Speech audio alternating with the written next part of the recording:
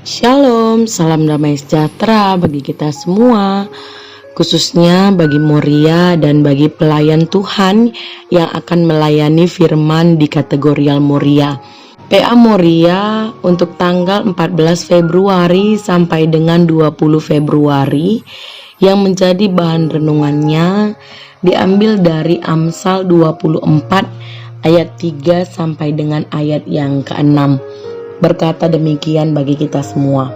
Dengan hikmat rumah didirikan, dengan kepandaian itu ditegakkan, dan dengan pengertian kamar-kamar diisi dengan bermacam-macam harta benda yang berharga dan menarik. Orang yang bijak lebih berwibawa daripada orang kuat, juga orang yang berpengetahuan daripada orang yang tegap kuat. Karena hanya dengan perencanaan engkau dapat berperang, dan kemenangan tergantung pada penasihat yang banyak.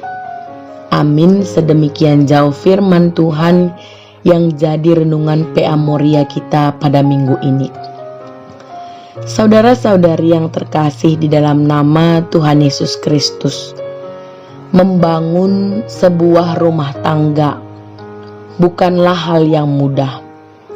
Karena untuk membangun rumah tangga tidak ada sekolah khusus, tidak ada kurikulum dan rencana pengajaran yang jelas dan lengkap. Sehingga mau tidak mau, bagi yang sudah menikah, kita harus belajar seumur hidup sampai maut memisahkan. Karena membangun rumah tangga itu sulit. Dan berkeluarga bukan perkara sederhana, bahkan memiliki potensi untuk menambah kesusahan kita. Mengapa? Karena kita menikah dengan orang yang sepadan, seperti yang tertulis dalam Kejadian 2 ayat 18. Sepadan berarti sesuai, serasi, cocok, kontras, oposisi. Cocok atau sesuai karena orang yang menjadi pasangan hidup kita adalah orang yang berbeda dengan kita, sehingga kita menjadi orang yang sepadan dengan dia. Ketika Tuhan menciptakan pasangan yang sepadan, justru pasangan tersebut benar-benar berbeda dan harus serasi dan cocok. Oleh sebab itu, kita harus mengetahui apa tujuan dari pernikahan. Tujuan dari pernikahan adalah untuk menjadikan laki-laki dan perempuan menjadi satu. Itulah tujuan awal dan utama dari pernikahan yang Tuhan rancangkan, yaitu bersatu. Tidak mudah untuk bersatu dengan orang yang berbeda, tetapi banyak juga pasangan yang bisa merayakan perbedaan mereka. Saudara-saudari yang terkasih di dalam nama Tuhan Yesus Kristus, seringkali ketika kita bertanya kepada pasangan-pasangan yang sudah menikah, kenapa memutuskan untuk menikah? Mereka akan mengatakan karena sudah cinta. Dalam renungan kita hari ini menarik bahwa Amsal memberikan pengajaran yang baik untuk membangun rumah tangga. Namun dalam pengajaran yang disampaikan kitab Amsal, tidak ada dasar cinta di sana. Artinya, cinta bukan dasar yang kuat untuk membangun rumah tangga. Dunia dan lingkungan kita menawarkan bahwa untuk membangun rumah tangga diperlukan cinta. Tetapi menurut penulis kitab Amsal, cinta saja tidak cukup. Ada 3 hal yang diperlukan yang dituliskan dalam kitab Amsal ini, yaitu hikmat, kepandaian, dan pengertian. Yang pertama yang disebutkan oleh penulis kitab Amsal adalah hikmat. Hikmat merupakan sebuah kemampuan atau keterampilan seseorang untuk memahami dan mengatasi masalah dalam kehidupan sehari-hari. Hikmat adalah kebijaksanaan, kepintaran mencapai hasil, menyusun rencana yang benar untuk memperoleh hasil yang dikehendaki. Dan hikmat ini senantiasa berkaitan dengan hal-hal yang praktis, bukan hal-hal yang teoritis. Yang kedua yang disampaikan oleh penulis kitab Amsal adalah pengetahuan. Ini adalah ilmu secara teoritis. Artinya dalam membangun rumah tangga juga harus belajar, memahami, dan memiliki pengetahuan.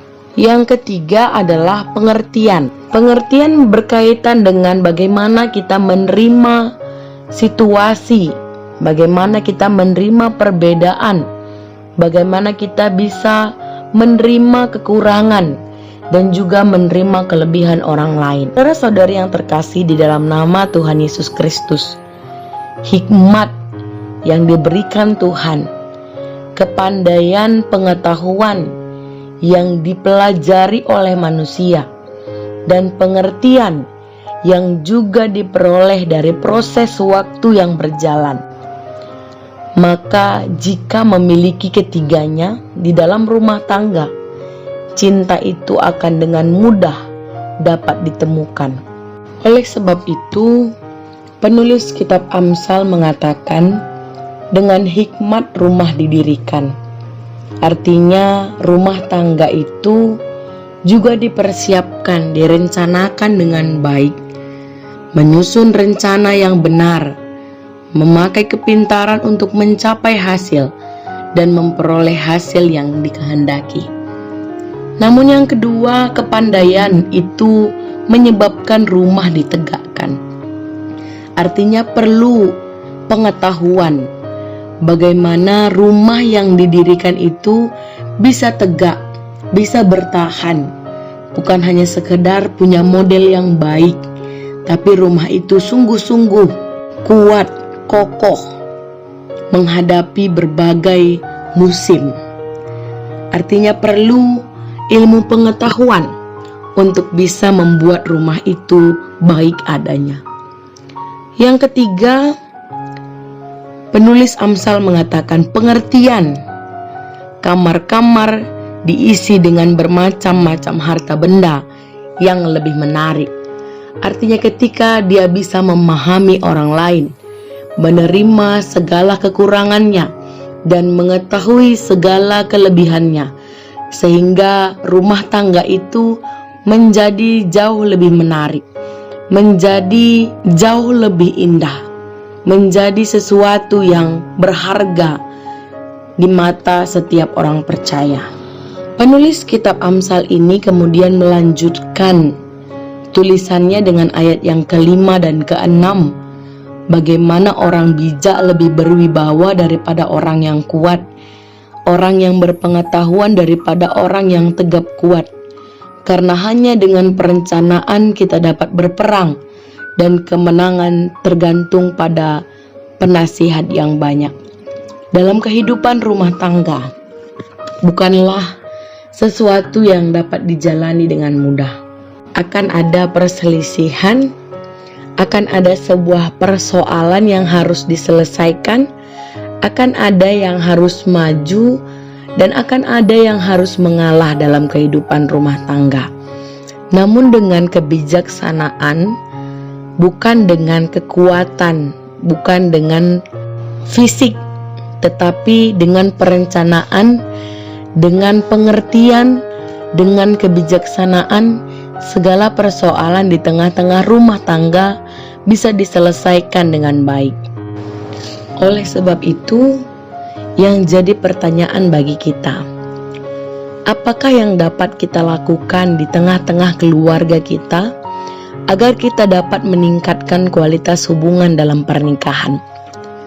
Ada 4M yang bisa kita lakukan. Yang pertama adalah menerima. Bagaimana kita bisa menerima kekurangan diri kita dan juga kekurangan pasangan kita. Menerima segala perbedaan yang ada. Mengetahui bahwa memang ada fakta di mana kita dan pasangan kita berbeda satu dengan yang lain, sehingga kemampuan kita untuk dapat menerima dan mengerti adalah langkah awal untuk bisa masuk ke dalam langkah yang selanjutnya. M yang kedua, yaitu langkah selanjutnya, langkah yang kedua. Setelah kita mengetahui, memahami bahwa ada perbedaan antara kita dan pasangan, kemudian kita menyesuaikan atau beradaptasi dengan pasangan kita. Yang perlu untuk beradaptasi adalah diri kita sendiri. Jangan kita menuntut pasangan kita untuk melakukan penyesuaian terhadap diri kita.